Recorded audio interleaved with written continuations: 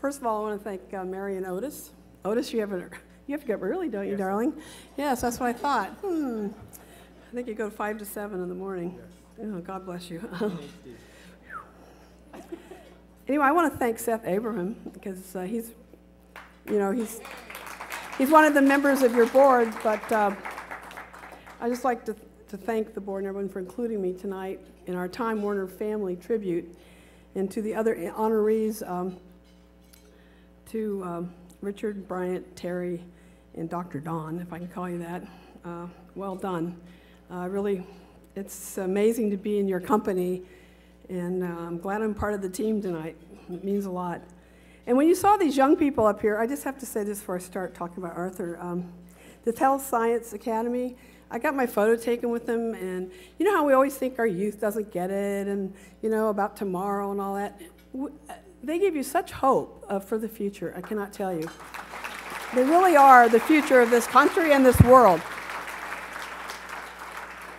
And as we think about one team, one world, one cause, about making a difference, it is about making a difference about health.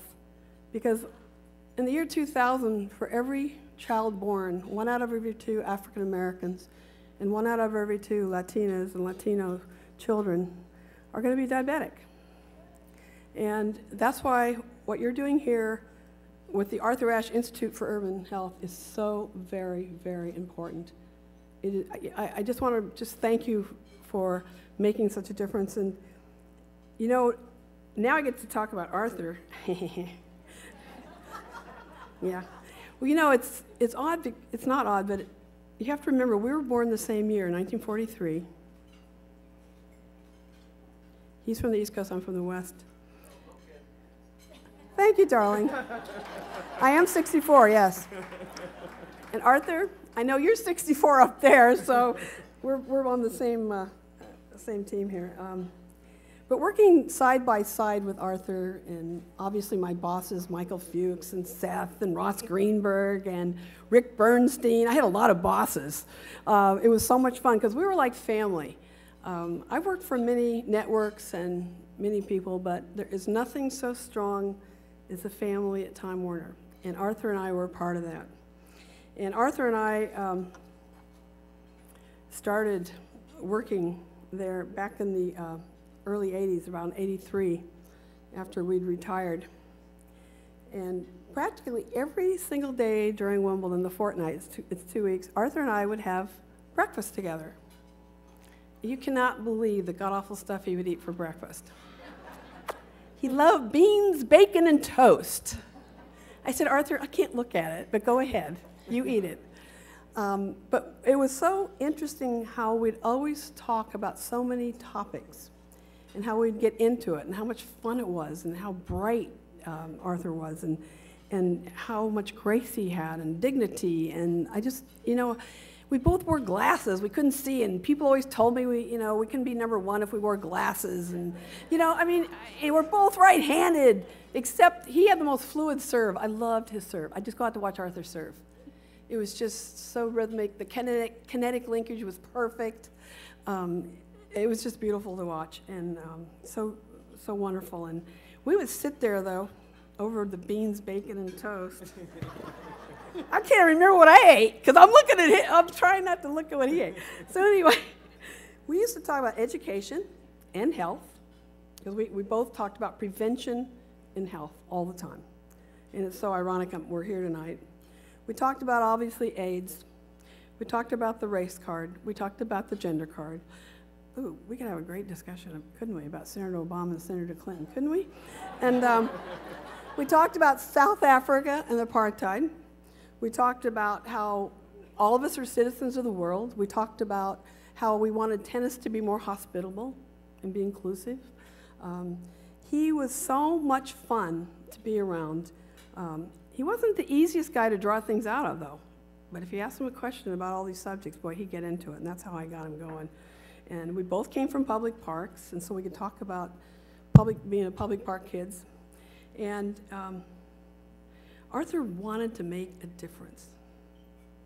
It was so obvious in his body language and every thought he had. And I see him writing for the Washington Post while we're in between doing our broadcast for HBO, and just marvel at all the things he had going on. And there's always somebody in the back of the studio that wanted to talk to Arthur and ask him to do something or for something. I mean, they're always standing in the back of the studio. Can I talk to Arthur? Can I talk to Arthur? And you knew it was could you, would you, can you. So he just was so great at the balancing act. And he always told me he would never marry a feminist. And then he married Jeannie Ashe. Well, he got a huge feminist in Jeannie. So I used to give him such a bad time. We had so much fun laughing about that. And of course, Camera, he was so proud of Camera. And I always remember him telling me when he took Camera around Wimbledon. And he talked about each court and the matches and the friendships he had made and the relationships and how excited he was about that day. I'll never forget when he came back saying, I took Camera around today and I wanted to tell her my story. And Camera at the time was 5 years old. This was very important to Arthur because he knew that he had AIDS by now. And for 4 years, everybody at HBO knew he had AIDS, and we never told him. We never said a word. It never got out publicly. But the whole HBO family knew for 4 entire years, and Arthur didn't even know it.